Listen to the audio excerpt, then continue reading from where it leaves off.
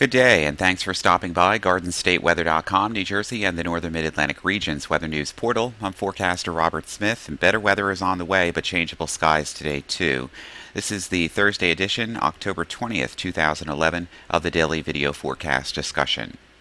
Start this out with the Mid-Atlantic not water vapor, but the infrared imagery this morning. Warm front moving through the terminals of the New York area, northern New Jersey this morning. South of the warm front, temperatures have soared into the 60s, and dew points have soared too into the mid and upper 60s too. So under mostly cloudy skies this morning.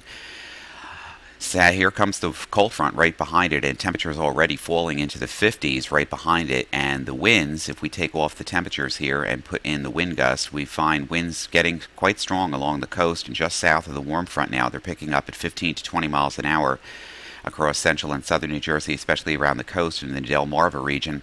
The warm front's going to move further north over the next couple of hours. Cold front's going to sweep through by morning.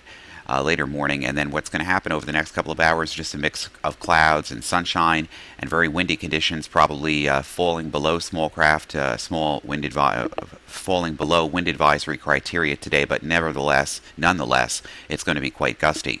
Here's our upper low right now across the Great Lakes, and that will be spinning and weakening and filling in and moving into Canada over the next 24 to 36 hours. Up close on the radar this morning, there are a few showers here across the Poconos and across extreme southeastern New York State, just east of Port Jervis and Middletown, just west of Route 87 here.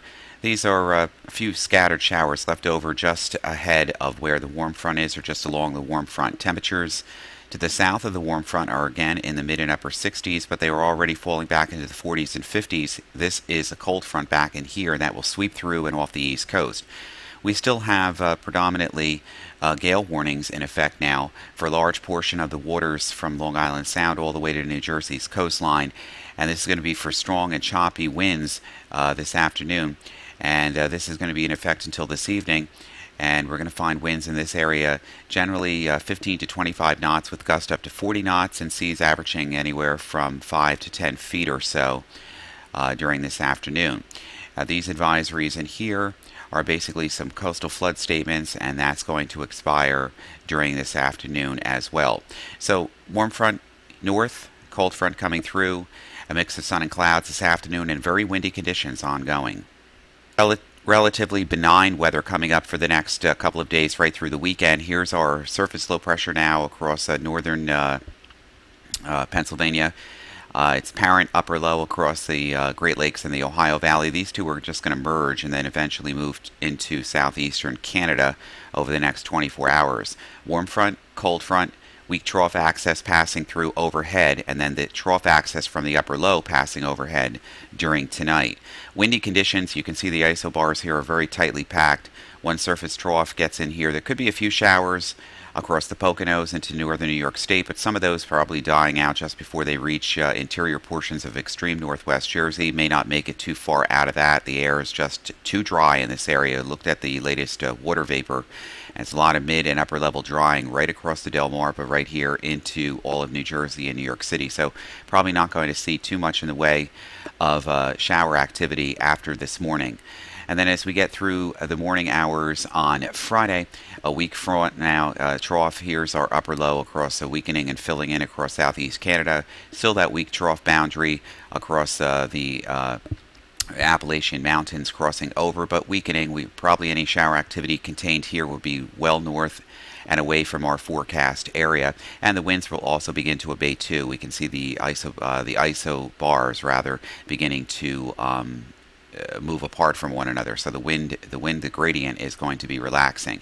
As we get in through the day on Friday morning and then eventually Friday evening, we find high pressure going to begin to build in across the Midwest and all the way to the East Coast, and that should be generally providing fair weather and seasonable temperatures from Friday right through Sunday and possibly into Monday too. Cold front passes Monday afternoon. Could be a few showers or even some clouds around. We have to watch this one more vortex or trough access coming through during Friday night or Saturday morning. That could probably touch off a few showers, and that could be north and west of New York City. So there could be a few more clouds around here on Saturday, but other than that, partly sunny sky, returning to mostly sunny skies central and southern New Jersey, and pleasant weather for late October here for the northern mid-Atlantic region.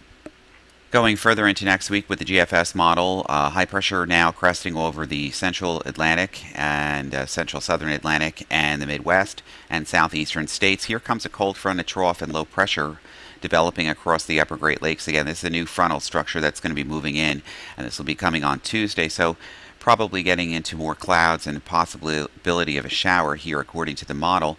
And then the low heads to the north, possibly a weak frontal boundary here, and then a cold front passes through during the day on Tuesday.